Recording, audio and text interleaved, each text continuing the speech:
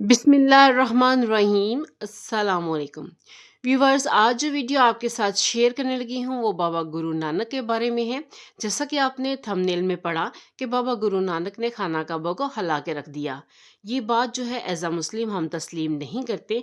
तो चलें पहले जो है वह सवाल सुनते हैं कि प्रॉपर हुआ कैसे था, और बाद में अपने मजहबी रहनुमा डॉक्टर जाकिर नाइक से इसका जवाब सुनते हैं। तो चलें सबसे पहले जो है वो वीडियो देखते हैं और फिर बात करते हैं।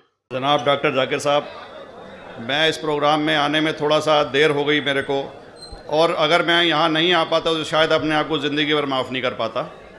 आगरा की सरजमी पर आके आपने ये जो रोशनाई जगाई है, ये वाकई में हम तो उस अल्लाह ताला से दुआ करेंगे। जी हाँ। अल्लाह ताला से दुआ करेंगे कि आप जैसे 10-20 और नेक दिल और इतने पढ़े लिखे, इतने इंटेलेक्चुअल आदमी और पैदा करें, जिससे कि जाके आप भारत का कोना कोना, देश का कोना कोना रोशन करें। तहे दिल से स्वागत आपका। मेरा एक छोटा सा सवाल से पहले थोड़ा सा एक, हमारे भी गुरु ग्रंथ साहब के अंदर गुरु नानक साहब ने पूरी दुनिया का चक्कर लगाया, जिसके अंदर मक्का मदीना भी शामिल है। और जैसा कि एक सवाल इससे पहले हो चुका है कि गैर मुस्लिम जो है मक्का मदीना में अलाउड नहीं, या वहाँ का कैंटोनमेंट जो है अलाउ परमिशन नहीं देता।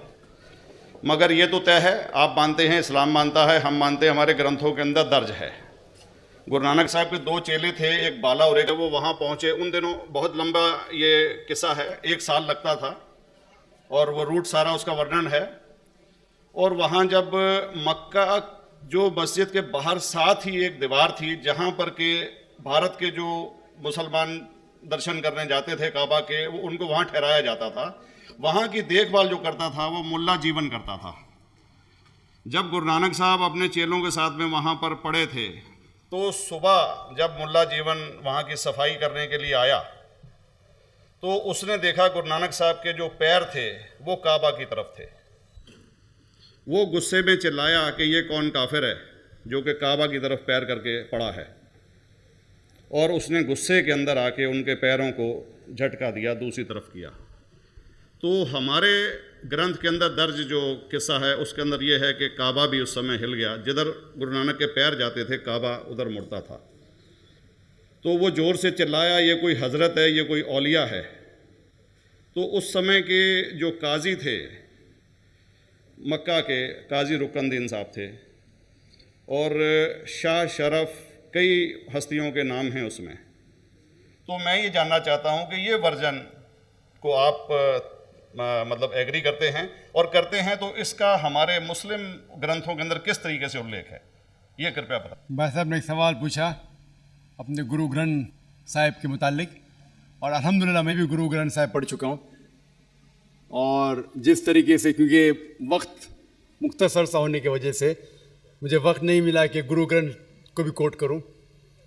आपका सवाल का जवाब देने के पहले मैं आपसे ज़्यादा चाहूँगा कि इवन गुरु ग्रंथ की किताब पढ़ेंगे आप, ग्रंथ जिसे आदि ग्रंथ कहते हैं, और कोई सिख से पूछेंगे कि खुदा का तसव्वुर क्या है, सबसे बेहतरीन जवाब कोई सिख दे सकेगा वो आपको कोट करेंगे जापू जी, जो गुरु ग्रंथ साहिब आदि ग्रंथ के सबसे पहले चैप्टर है, सबसे पहला श्लोक, जिसको कहते हैं जापू जी, जिसके मानी है कि God is true, he is only one, he is not begotten and is free from fear and want. कहते हैं Omkara, in manifest form he is Omkara, and unmanifest form he is एक ओमकारा। और कई इसके एट्रीब्यूट्स है, मिसाल के तौर पे परवरदिगार, अकल, और उसे रहीम कहा गया है, Wahe Guru as one God कहा गया है, और strictly against idol worship and avatarvada. भाई साहब का सवाल था कि उनने ग्रंथ में पढ़ा कि गुरु नानक साहब मक्का के, और उनका पैर काबा की तरफ था, और कोई मौलवी ने पैर को हिलाए और काबा हिल गया। क्योंकि ये age of science and technology है, अगर कोई चीज़ जो किताब हजारों साल पहले लिखी गई है, 10,000 साल या 4,000 साल, तो शायद उसके बारे में हिस्टोरिकल रिकॉर्ड मिलना मुश्किल है। हालांकि इवन जीसस क्राइस्ट के बारे में 2000 साल हिस्टोरिकल रिकॉर्ड है, क्योंकि सिखिज्म जो एकदम नया मज़हब है, जितने मज़ाहिब के मुकाबले हिंदुस्तान में नया है। कुछ सैकड़ों साल पहले 15th सेंचुरी में, toward the end of the 15th century, Guru Nanak साहब जो पंजाब के थे, ये मज़हब तो कायम हुआ हार्डली 400-500 या 400-500 साल।